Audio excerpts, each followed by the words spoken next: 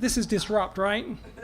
Right? So let's get ready to disrupt, right? So imagine it's the 1950s, and you're about to go into your CEO and say, I want to start developing and training women for the very top jobs in our organization. It would have been unthinkable. For some of you, it might have been unthinkable last week, but fortunately, these days, it's not unthinkable, but we still have a long way to go, and we really need to carefully select who we put into the top jobs. So all of these companies you're looking at here, these are the most innovative companies of our time. In fact, they're probably the most innovative companies ever. But there's something interesting about all the CEOs from these companies. All of the companies I just showed you, their CEOs came from either a product or engineering background. Not a single one came from finance or operations. So Steve Jobs was one of the greatest innovators of our time, and he came from a product background. And he delivered products and services that changed the world. But unfortunately, he passed away, and he passed the baton to Tim Cook. And Tim Cook came from an operations background and gave us a Mickey Mouse watch. So Apple has done some tremendous things. It's one of the largest companies in the world. But a lot of people feel like they're slipping behind when it comes to innovation. And companies like Microsoft and Facebook and Amazon and Google, they're investing heavily in these areas, and they have products in these areas already.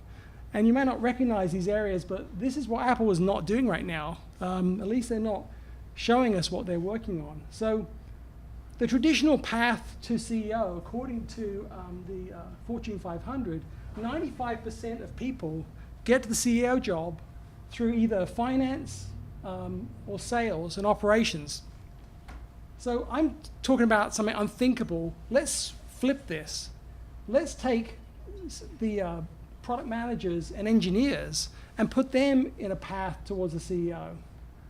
And do you remember, 5% of those people, what else did they do, to get to the CEO job? So Forbes magazine thinks the engineers will make great CEOs. I think Microsoft and Facebook would agree that they do make great CEOs. And if you can't make the leap to CEO, think about a chief product officer. Everyone needs a coach, even the greatest athletes in the world. This is Usain Bolt. You need a coach. So what do you need to coach them on? You need to coach them on leadership. And not just how to lead people, but how to lead with inspiring ideas so that you can, you can influence the company and your customers and ultimately produce things that no one's ever seen before. And also you need to coach them on accounting and finance. It's a different language. So they need to be able to speak the language of finance. They need to understand that the products they build have to make profits. All this is coachable.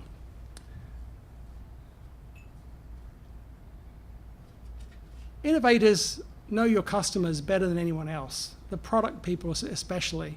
A lot of people criticize CEOs these days for being too far detached from their customers. And I think we've all seen this with, Comcast or Verizon. They just don't get it.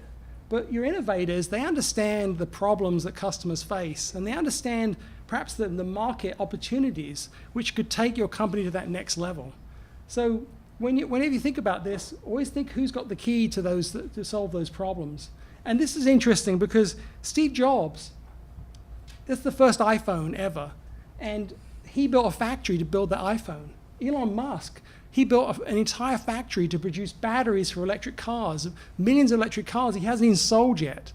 So your product guys, they're the innovators that understand the products well to know, well, if we were to make this change or that change, what would be the outcome? And when you're making big bets, you want your product guys making those bets. But there is a language barrier. I think that there's too much mumbo jumbo in everyone's field, and as HR, you need to broker the language barrier between these folks. And ultimately, you have to create a team for your product innovators so that they're supported by finance people and operations people so they can truly lead. And remember, product guys, they know it's unthinkable for them to get to the top job in corporate America.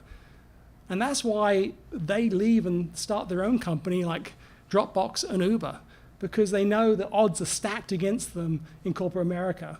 And yet, just think about that. they've got better odds in a startup than in a big company. Thank you.